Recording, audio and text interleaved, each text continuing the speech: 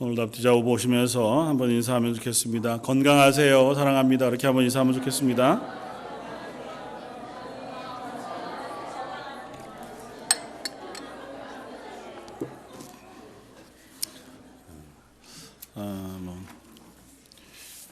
겨울이 계속 이제 계속되어서 몸이 연약한 분들이 자주 보이는 것 같습니다. 힘을 내시고 강건하게 잘 이 겨울 지나가시길 부탁을 드립니다. 오늘 제가 칼럼 가운데 재밌다고 표현하면 참 안 될 것 같은데요. 지난주에 있었던 신문 기사 하나를 읽고 글을 썼습니다. 안톤 필리파라고 하는 토론토에서 난 캐나다 청년, 아마 청년이었던 것 같아요. 이 5년 전에 집을 나섰다가 5년 만에 집으로 돌아온, 지난 6일 날 이제 토론토에 도착을 했다고 해요.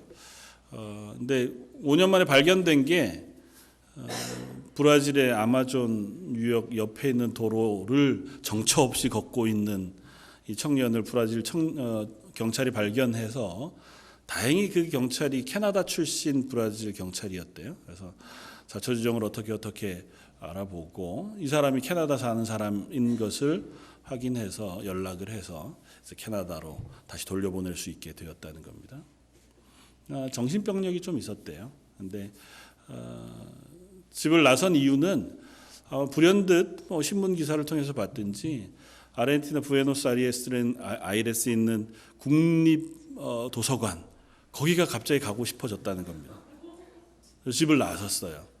그냥 집에서 있던 옷 그대로 신발 그냥 대충 신고 지갑도 안 갖고 여권 이런 거 아무것도 없이 그냥 동네 마실 나가듯이 나가서 도착했답니다.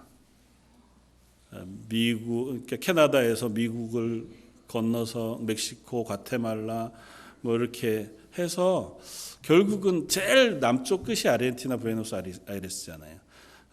거기까지 걸어서 갔답니다. 걸어서 갔고, 가다가 중간에 차를 히치하이킹해서 타기도 하고, 또 좋은 사람들이 태워주기도 하고, 아니면 화물칸에 몰래 숨어서 국경을 넘기도 하고, 이런 식으로 해서 갔대요. 한 4년이 넘게 걸렸나 봐요. 안타까운, 갔는데 신분증이 없어서 도서관에 못 들어갔답니다. 못 들어가서 그냥 그 길로 다시 집을 향해서 걸어오던 길이 그 브라질까지 온 거예요. 아르헨티나에서. 거기에서 이제 경찰에 발견이 돼서, 그래서 고향으로 돌아온 이야기. 이렇게 놀랍기만 하다. 참 의미가 있다. 이렇게 얘기하기에는 너무 힘든 시간들이었겠죠. 그런데 이제 인터뷰하는 와중에 안톤 필리파라고 하는 이 친구가 이야기한 것은 이것이었습니다. 물론 힘든 시간이었고, 거지같이 지냈으니까, 거지 같은 모양으로 옷 주워 입고 이러고 다녔으니까요. 그렇긴 했는데 중간에 좋은 사람들을 내가 많이 만났다. 좋은 사람들을 만나서 비교적 감사하게 이 여행을 했고, 그러면서 하나 배운 게 있는데 뭐냐 하면, 인간이 살아가는데 그렇게 많은 게 필요하지 않더라고 하는 거를 배웠다는 거예요. 그 글을 읽는데 참 귀한 깨달음이겠다 싶은 생각이 들어요. 물론 이제 그렇게까지 5년 동안 걸으면서 깨달을 필요는 없겠지만, 적어도 그 사람이 하는 이야기가 그냥 흘려들을 만한 이야기는 아니겠다. 왜 이야기를 하냐 하면요, 오늘 본문 말씀은 하나님의 나라에 대한 기록을 우리들에게 보여주고 있습니다. 하나님의 나라, 새 하늘과 새 땅, 새 예루살렘으로 표현되어지는, 하나님께서 이 온 세상을 이제 심판하시고 땅 가운데 하나님의 구원받은 백성들을 인도해 드리실 천국에 대한 그림을 계시록 21장, 22장에 우리들에게 그려서 보여줘요. 근데 참 아름답습니다. 그러나 현실적이지는 않아 보여요. 12진주문, 보석으로 열매 맺는 나무들, 그리고 바닥에 정금으로 깔려진 길들, 이런 숱한 표현들이 정말 좋은 곳, 아름다운 곳인 설명을 하고 있는 것은 알겠지만 현실적이진 않은 거죠. 그래서 이 말씀을 읽을 때마다 언젠간 거기 가겠지. 그리고 하나님 나라는 참 좋겠다. 쯤에서 우리의 마음이 정리가 되고 이 말씀은 이제 조금 먼 현실의 그리스도인으로서의 삶을 살아갈 때는 좀 멀리 있는 이야기로 우리가 자주 읽게 되어지는데 말씀 묵상하다가 보니까 그렇지 않겠다는 생각이 듭니다.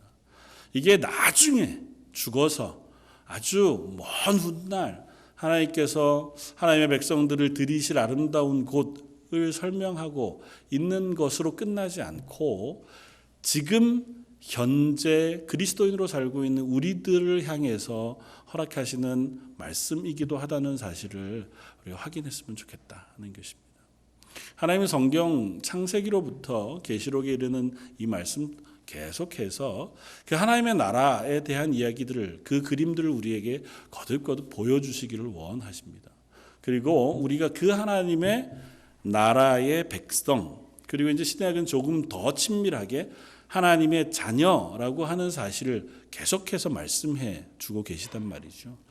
근데 하나님의 나라의 백성, 또 하나님의 자녀라고 하는 게 어떤 그냥 이름처럼 이렇게 쓰여지는 것이 아니고 말 그대로 하나님이 다스리시는 나라의 백성, 그리고 그 하나님이 우리의 아버지가 되시는 그 자녀라고 하는 사실을 성경 곳곳에서 여러 그림으로 우리에게 설명해 줘요. 그러니까 잊지 말아라. 너는 내 백성이고 너는 내 자녀다고 하나님이 우리에게 말씀하고 계시다는 거죠.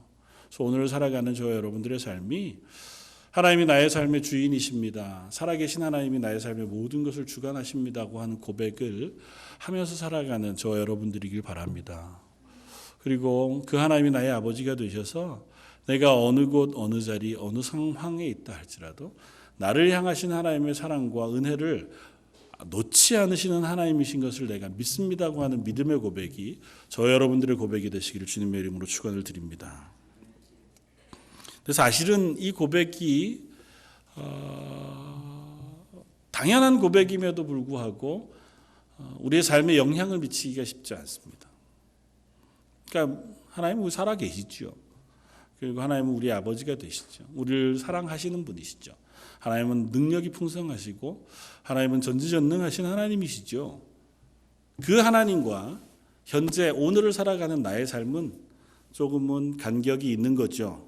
그래서 여전히 내가 살아가야 하는 이 땅의 삶은 내가 해결할 문제들이 가득 차 있고 내가 판단해야 할 문제들이 많고 또 그곳에서 내가 견디거나 이겨내야 할 것들도 있고 내가 개척해야 될 것들도 있는, 그래서 하나님 때문에 위로도 받지만 여전히 이 삶은 내가 살아야 하는 그런 삶을 살아가고 있는 것이 저와 여러분들일 것 같습니다. 네, 성경은 그 이야기를 조금은 더 분명하게 우리에게 이야기합니다. 어떻게 말씀하고 있냐 하면 우리의 현재의 삶이 하나님 손 아래에 있다고 말씀합니다. 지금도 살아계신 하나님이 하나님의 백성, 하나님의 자녀인 저와 여러분들의 삶을 주목해 바라보시고 주권 가운데 붙잡고 계시고 인도하고 계시다고 선언하고 있다고요. 그 사실을 저와 여러분들 속에 확인할 수 있는 기회이길 바랍니다. 특별히 오늘 하나님의 나라의 이미지들을 우리에게 그려주고 있는 요한 계시록 21장의 말씀은 갑자기 나온 이야기가 아니고요. 창세기로부터 계속 반복되어져 우리들에게 보여주는 하나님의 말씀입니다. 이 요한계시록에 나오는 하나님의 나라를 21장 1절은 새 하늘과 새 땅이라고 표현하고 그 다음에는 새 예루살렘이라고 이야기합니다. 새 하늘과 새 땅이 그리고 새 예루살렘이 하나님으로부터 내려온다고 표현해요. 새 하늘과 새 땅, 새 예루살렘은 그렇게 이제 표현하기는 좀 그렇지만 옛 하늘과 옛 땅, 옛 예루살렘에 대한 기억이 있는 이들에게 지금 말하고 있는 거란 말이죠. 그러니까 하나님께서 이 하나님의 나라를 우리에게 허락하실 때에는 그 이전에 하나님이 창조하신 옛 하늘과 옛 땅에 살고 있는 우리들에게, 그리고 그냥 그 땅에 살고 있는 사람일 뿐만 아니라 그 예루살렘 성이라고 하는 하나님이 당신의 나라 삼으시고 그 가운데 거하시겠다고 약속하신 그 약속을 아는 사람들에게 지금 계시록 21장에 하나님의 나라에 대한 이야기들을 하고 있다는 것입니다. 그리고 이 천국은 그냥 멀리 있는 것이 아니라 이미 우리들 가운데 여러 번 설명되어졌는데, 첫 번째는 하나님께서 처음 사람을 만드시고 그들을 살게 하신 에덴 동산을 통해서 하나님의 나라를 우리에게 보여주셨습니다. 에덴 동산은 그냥 낙원으로 불리우고 에덴 동산으로 불리우지만 21장에 나오는 하나님의 나라의 모든 속성을 다 가지고 있습니다. 그러니까 천국을 하나님께서 맨 처음 첫사람 아담에게 허락해 주셨던 거죠. 하나님의 나라의 제일 큰 속성은 뭐냐 하면 그곳에 하나님이 계시다는 것입니다. 하나님이 통치하고 계시다. 그래서 성경의 그 이미지를 여러 것으로 설명하지만 아주 단순하게 얘기하면 하나님이 출애굽기에서 이스라엘 백성에게 하나님의 백성으로 언약하신 후에 그들 가운데 임재하시는 장면을 출애굽기 40장 마지막에 기록합니다. 하나님이 영광의 충만한 가운데 성막 위에 임재하셨다고 표현해요. 그리고 그것을 모든 이스라엘 백성이 보았다고 이야기합니다. 그러니까 하나님이 임재해 계신 것, 그것이 하나님의 나라고 하나님의 통치라면 이 요한계시록 21장은 그곳에 하나님이 충만히 임재해 계신 곳인 것을 우리에게 설명해 보여줍니다. 오늘 본문 읽었던 그 본문 안에도 그곳에서는 해도 없고 달도 없어요. 이유는 단 하나입니다. 왜냐하면 그곳에 하나님이 빛이 되시기 때문에, 예수님께서 등불이 되시기 때문에. 그러면 에덴 동산에서는요, 하나님이 에덴 동산을 거닐고 계셨다고 성경은 표현합니다. 에덴 동산에 거니시는 하나님께서 아담을 만나시고 교제하시고 그와 함께 생활하셨던 이야기들을 우리에게 들려줘요. 에덴 동산에 거니시는 하나님에 대한 그 단어 표현이 바로 출애굽기에 하나님의 거룩한 임재를 표현하는 단어와 같습니다. 그러니까 하나님께서 에덴 동산에 거니시면서 함께 그곳에 계셨다고 하는 표현은 그냥 하나님께서 산책하셨다는 의미가 아니고 그곳에 임재해 계셔서 그곳의 주인으로 아담과 교제하고 계셨다고 하는 설명이에요. 그리고 또 하나는 에덴 동산을 에덴 동산으로 있게 한 가장 중요한 것 중에 하나는 그 가운데 있었던 생명나무입니다. 그리고 그 생명나무는 오늘 본문 21장이 끝나고 나서 22장을 시작하면서 이 하나님의 나라의 특징으로 또 소개가 돼요. 생명나무라고 하는 건 하나님과 영원히 살 수 있는 은혜, 생명을 허락하시는 하나님의 은혜를 이야기해요. 그러니까 처음 하나님이 아담을 만드시고 에덴 동산을 만드셨을 때 이미 하나님의 나라를 만드셨습니다. 그런데 아담이 그리고 하와가 하나님 앞에 범죄함으로, 하나님을 배반함으로 그 하나님의 나라에 살 수 없게 되었고, 그래서 쫓겨났습니다. 쫓겨난 곳에서는 물론 하나님의 통치가 있지만, 그러나 하나님의 나라와 같이 완전한 하나님의 통치 가운데 거하는 기쁨의 나라는 아닌 거죠. 여전히 죄를 범하고 죄의 욕심을 따라 실패하기도 하고 그것으로 멸망을 향해 치달아가는 삶이 공존하는 땅, 그곳이 바로 이 세상의 삶이었습니다. 하나님 그런 인간을 내버려 두지 않고 계속해서 그들 가운데 임재하기를 원하셨어요. 그들과 동행하기를 원하셨습니다. 그래서 하나님은 아브라함을 부르시고 또 노아를 부르시고 또 그의 백성들을 부르셔서 이스라엘을 하나님의 나라로 삼으셨습니다. 그리고 하나님의 나라 삼으신 그들에게 제일 먼저 약속하신 것이 내가 너희의 하나님이 되고 너희는 내 백성이 될 것이다. 그리고 내가 너희 가운데 거할 것이다 하는 것입니다. 그래서 출애굽기에 하나님께서 이스라엘 백성으로 하여금 성막을 짓게 하시고 그리고 가나안에 들어가서는 성전을 짓게 하시고 성소와 지성소를 구별하게 하시고 그 가운데 하나님께서 영광 가운데 임재하시는 것을 눈으로 보게 하셨어요. 아, 하나님이 우리의 하나님이 되시는구나. 하나님이 나와 함께 계시는구나. 그 사실을 믿음으로 고백함으로 그 하나님의 백성으로 살기를 원하셨다는 거죠. 그런데 그 하나님의 임재하심과 동행하심 가운데 이스라엘이 온전히 살지 못했습니다. 이유는 뭘까요? 하나님이 임재하신 것을 그만두셨을까요? 하나님이 이스라엘 가운데 같이 오셔서 동행하는 걸 포기하셨을까요? 이스라엘이 하나님을 떠나갔을까요? 하나님 분명히 성막을 세우시고 그 가운데 임재하시면서 이스라엘과 언약하셨습니다. 그리고 그들로 하여금 기억하게 하셨어요. 내가 너희의 하나님이 될 것이다. 어떻게 기억하게 했냐 하면 그들의 삶 속에서 하나님께 나아온 그 제사들과 하나님의 약속한 율법들을 통해서 하나님을 기억하게 하셨습니다. 먼저는 하나님이 이스라엘 백성에게 수많은 율법들을 요구하셨어요. 그 율법들의 내용들은 그들의 삶의 세세한 부분들을 다 포함합니다.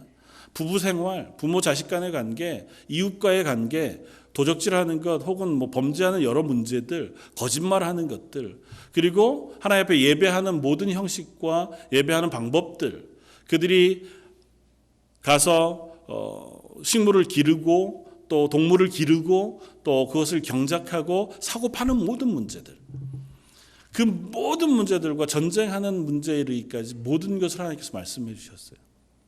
그 얘기는 왜 그렇게 하셨을까요? 너희의 일상의 삶 가운데 하나님을 기억하라는 것입니다. 하나님이 너희의 하나님이 되셔서 니네가 사는 모든 삶에 간섭하시고 책임지시고 인도하신다는 사실을 삶 가운데 믿기를 원하시는 거예요. 농사하면서 씨 뿌리면서 하나님의 명령을 기억하는 거잖아요. 하나님이 이렇게 하면 복 주시겠다고 약속했다. 그래서 씨 뿌리고 추수할 때가 되면 하나님 말씀대로 했더니 이 추수가 정말 풍족하게 추수가 되었습니다. 감사하는 거고, 사람과 사람 사이의 일들 속에서도 내 마음의 욕심대로 하지 않고 때로는 좀 어렵지만 하나님 말씀하신 게 있으니 순종하겠습니다고 하는 그 고백을 따라서 인간관계를 해가는 과정을 통해서 내가 사람을 사귀고 또 만나고 장사하는 그 과정도 하나님의 손 아래에 있습니다 하는 사실을 이스라엘로 하여금 고백하게 하신 거죠. 그리고 그 가운데 실패했을 때 하나님 앞에 나와서 회개하게 하시고 제사하게 하셔서 그 속죄의 제사를 드리는 그 순간 하나님이 우리 가운데 은혜 베푸시는 하나님, 우리의 죄를 용서하시는 하나님이신 것을 믿게 하셨습니다. 그리고 한 가지 더, 그들에게 성소와 지성소들 구별하게 하시고 성막을 구별해 놓으시면서 하나님은 거룩하시다고 하는 사실을 그들로 하여금 깨닫게 하셨어요. 하나님 우리 가운데 거하시지만 그 하나님은 우리와 똑같으신 분이 아니시라는 사실을 그들로 하여금 깨달아 알게 하셨습니다. 그것이 성막과 성소에 대한 아주 분명한 설명이고, 그가 안에 들어가서 예배할 때 혹은 제사할 때의 그 수많은 방법들을 세세하게 알리신 이유예요. 그렇게 하신 이유는 단 한 가지입니다. 그곳에 나아가서 예배하려고 하면 그 말씀 때문에 신경이 곤두서서 그 앞에 나아가는 나를 점검하기를 원하시는 거예요. 이게 하나님이 살아계신 것이 아니라면 그렇게 할 이유가 없습니다. 말씀이 복잡하긴 하지만 좀 생략해서 하죠. 그걸 다 순서를 다 따라. 시대가 변했는데 그 순서 다 따라갈 필요 있습니까? 그렇게 할 수 있죠. 그런데 만약에 하나님이 살아계셔서 거기에 계시다면 어떻게 할까요? 다 지켜야 되거든요. 이스라엘로 거하는 와중에 지켜야 할 것들과 또 성막을 향해서 가면 갈수록 훨씬 더 정교한 것들을 지켜야 합니다. 성소에 들어가기 위해서 제사하기 위해서는 자기의 모든 죄들을 하나님 앞에 속죄하고 회개하고 그 앞에 서야만 하나님 앞에 설 수 있습니다.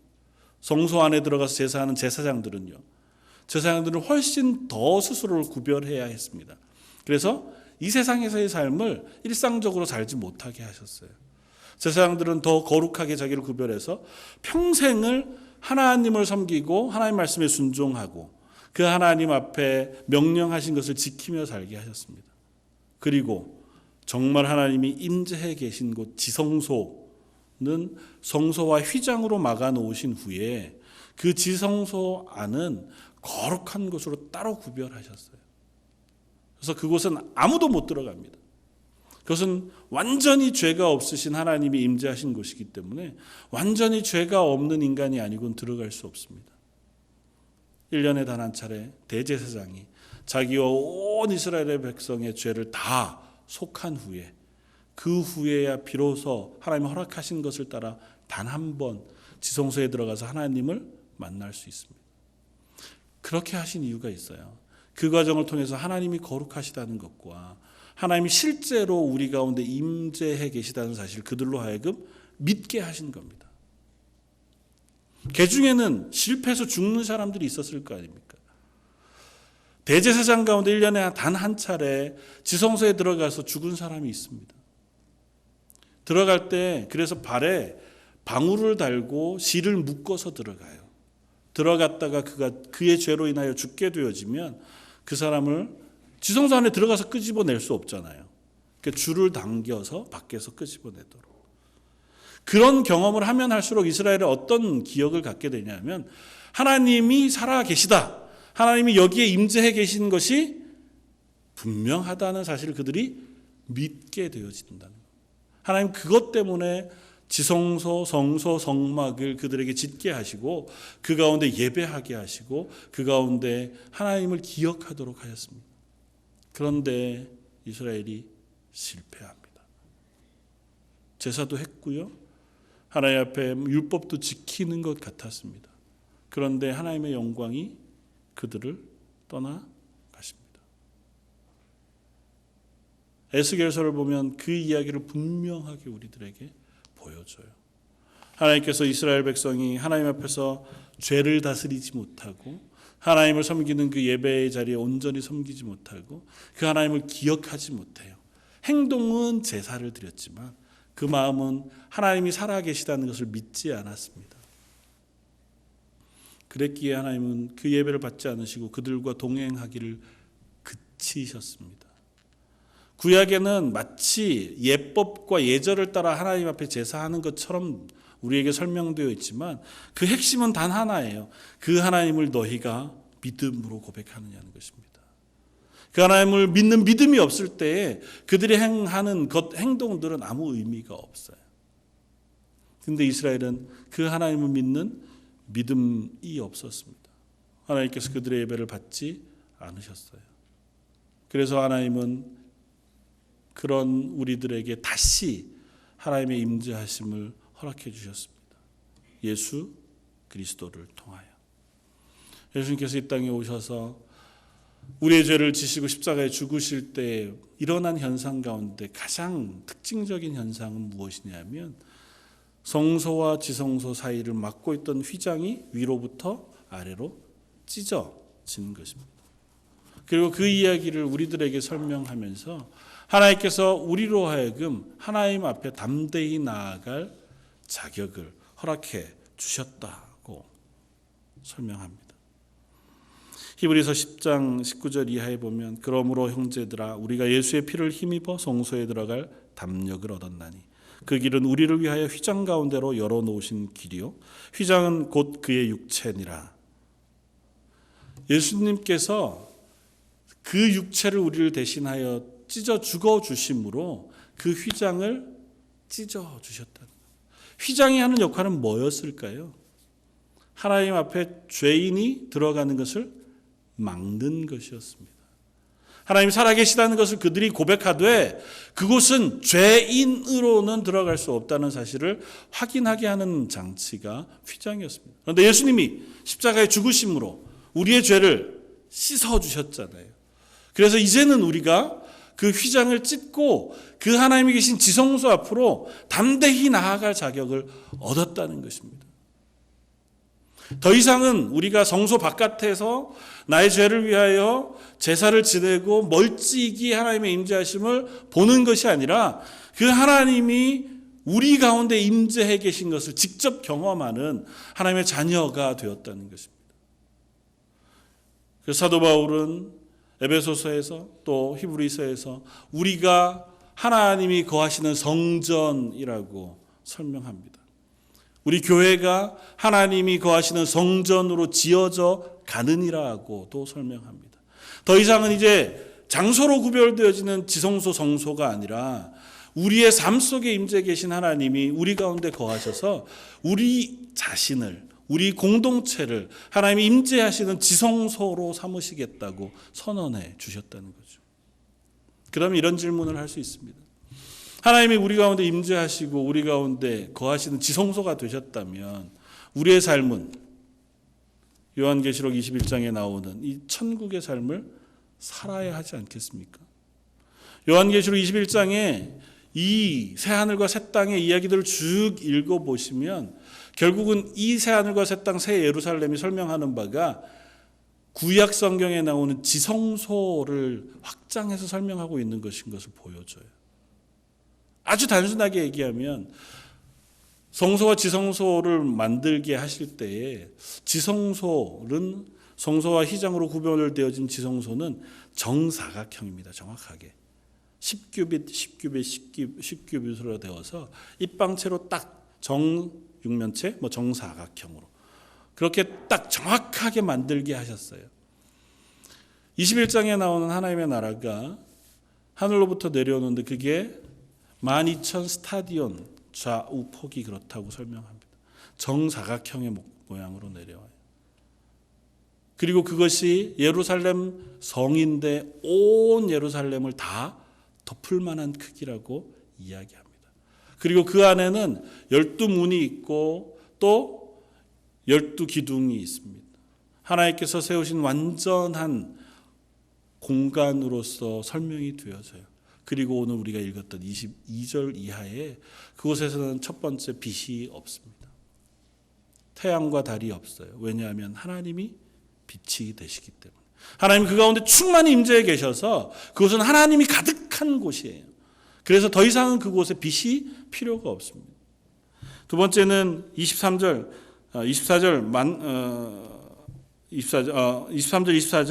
그 성은 해나 달의 비침이 쓸데가 없으니 이는 하나님의 영광이 비치고 어린 양이 그 등불이 됨이라. 만국이 그 빛 가운데로 다니고 땅의 왕들이 그 자기 성 영광을 가지고 그리로 들어가리라. 하나님의 영광이 그 가운데 충만하기 때문에 그 가운데는 이제 빛을 가진 이들만 들어갈 수 있는 공간이 되어진다고 설명해요. 지성소 안에 들어갈 때에 대제사장이 자의 모든 죄를 사한 이후에야 하나님의 허락 가운데 들어갈 수 있었던 것처럼 모든 성도, 만국 백성 가운데 하나님의 구원받은 백성들, 예수 그리스도의 보혈로 재씻음을 받은 그 사람이 그 빛, 하나님의 의롭다 인정해 주신 그 빛을 가지고 그 가운데 들어갈 수 있습니다. 그리고 또 하나 그곳에는 성전이 없다고 이야기해요. 22절 성 안에는 내가 성전을 보지 못하였으니 성전으로 따로 구별해 놓은 공간이 없습니다.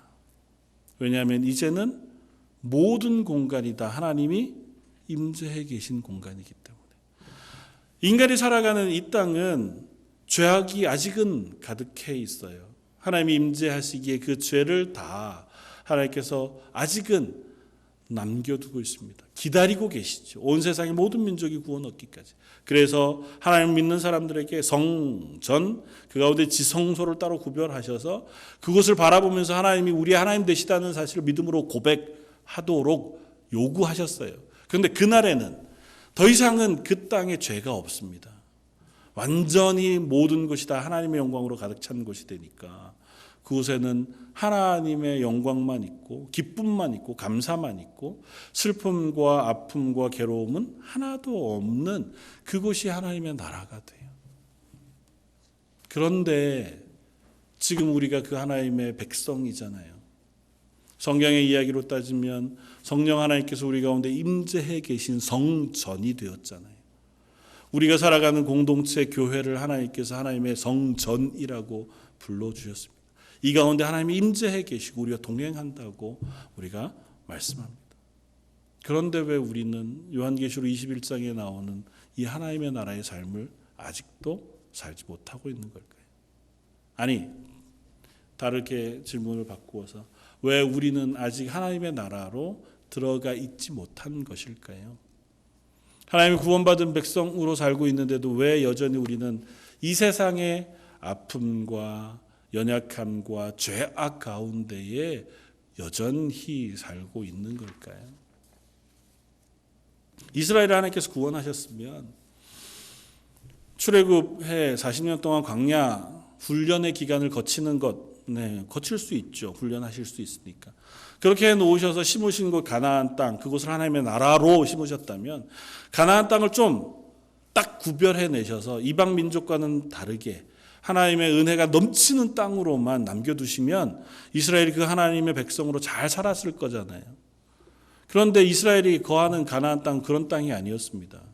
젖과 꿀이 흐르는 땅이기는 했지만 주변에 수많은 나라들이 계속해서 경계하고 싸우는 땅이었어요. 심지어는 남쪽으로 이집트와 북쪽으로 바빌로니아라고 하는 큰 세력이 충돌하는 땅이 바로 이스라엘 땅이었습니다. 서로 내려와서 싸우게 되면 중간에 싸우는 장소가 그 가나안, 이스라엘이 살고 있는 그 땅이었습니다. 성경 가운데도 그 싸움 때문에 이스라엘 왕들이 죽어가는 모습도 우리가 읽을 수 있잖아요. 다시 말하면 그 중간 땅은 하나님이 이렇게 보호하셔서 별도로 딱 띄어서 하나님의 백성 삼으신 그 땅으로 만들어 놓은 게 아니에요. 왜 거기다 갖다 놓으셨을까요? 난 너희 하나님이 되고 너희 내 백성이 될 거야. 내가 너희와 영원히 동행하고 너희를 복줄 거야 라고 말씀하신 하나님이 왜 중간에다가 띄어다 놓았을까요? 하나님이 이스라엘을 하나님의 백성 삼으실 때에 그들을 부르신 이름이 있습니다.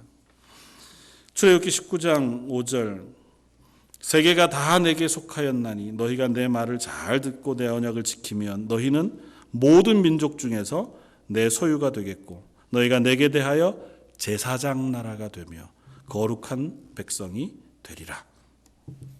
하나님께서 이스라엘 백성에게 말씀하시기를 모든 민족, 모든 세상이 다 내게 속하였어. 그 중에서 너희를 내 백성으로 삼을 거야. 그리고 너희를 내 백성으로 삼아서 너희를 제사장 나라로 세우겠다는 것입니다. 제사장 나라로 세우신다는 건 다른 의미가 아니고 그들을 하나님과 세상 사이의 중간에 다리로 삼으시겠다는 거예요. 그래서 그들을 통해서 주변에 하나님을 알지 못하는 모든 세상이 하나님을 알아가도록 그들을 세우시겠다는 것입니다. 하나님이 그들의 하나님이 되세요. 하나님의 말씀을 순종하는 한 그들은 그 곳에서의 삶 가운데 천국의 삶을 살 수 있습니다. 하나님 그들에게 복을 주실 것이고요.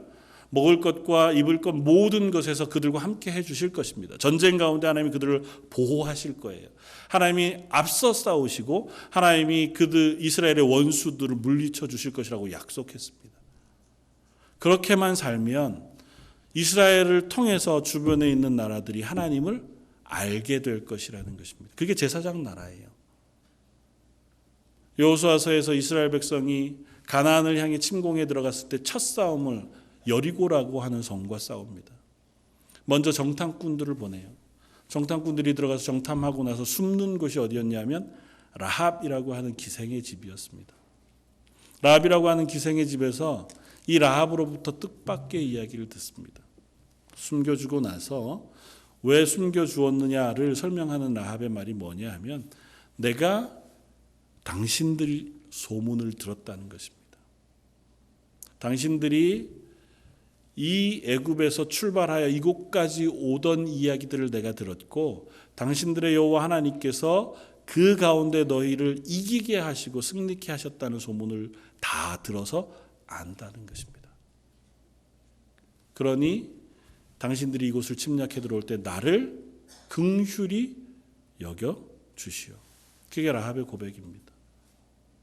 하나님이 이스라엘의 이야기를 주변을 통해 다 알게 하세요.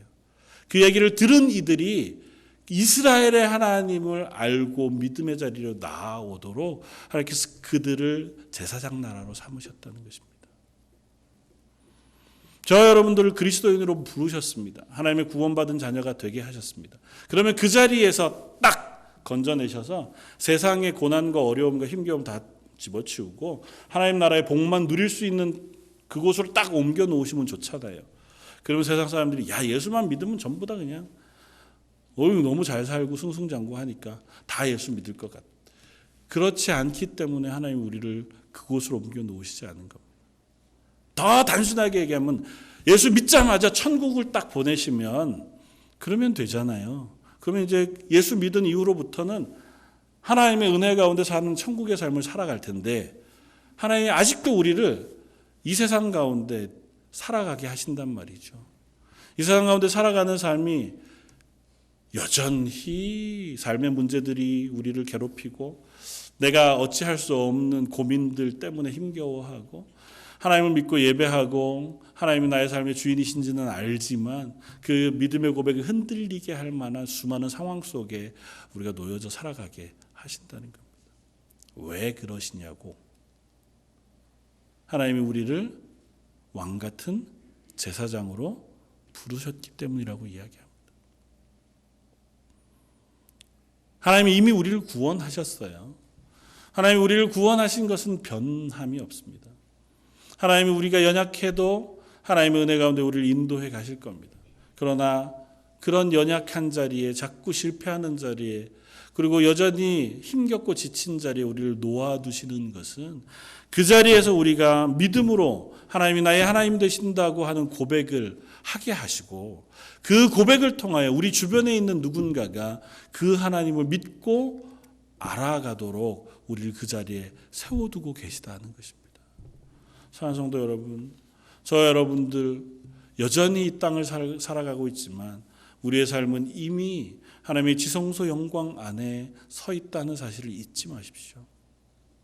내가 다 알지 못한다고 하더라도 그 하나님, 우리의 하나님 되신다고 하는 사실은 변치 않습니다. 그리고 그 변치 않는 하나님의 임재하심을 붙잡고 이 땅 가운데 그리스도인으로 승리하며 살아갈 수 있는 저와 여러분들이었으면 좋겠습니다. 그것이 우리의 믿음의 고백이 될 때 우리의 현실 가운데에서 기쁨과 감사함으로 살아갈 수 있는 힘이 되어줄 줄 믿습니다. 저희 올 한해 일상의 삶 속에서 하나님과 동행하는 교회, 또 다른 표현으로는 일상의 삶 그 속에서 하나님이 우리의 삶의 기쁨이 되시는 것을 경험하는 그러한 삶을 살아가기를 소망하면서 표를 잡았습니다. 아마 그런 것일 겁니다. 일상의 삶이 어떻든지 간에 하나님이 나의 하나님 되신다는 것을 제가 기억하겠습니다. 하나님, 제가 그 하나님과 동행한다는 사실을 잊지 말고 살게 해주십시오. 하나님 분명히 우리의 기도를 들으시고 우리 가운데 은혜 베푸시는 하나님이시라고 표현합니다. 오늘 제가 주보에 써놓은 시 가운데 시편 89편 그 시를 톰 라이트라고 하는 신학자가 설명해 놓은 것들을 제가 써놓았는데, 우리가 하나님 앞에 드리는 찬양과 기도는 다른 것이 아니라 여전히 현실 가운데 살고 있는 우리가 하나님께 하나님 저희를 기억해 주십시오. 저희와 약속하셨던 그 구원의 약속을 기억해 주십시오. 하나님 저희를 하나님께서 붙잡아 주십시오. 그렇게 고백하는 것, 그것이 바로 우리의 찬양과 기도이겠다고 이야기합니다. 저 여러분들의 삶이 그러하기를 원합니다.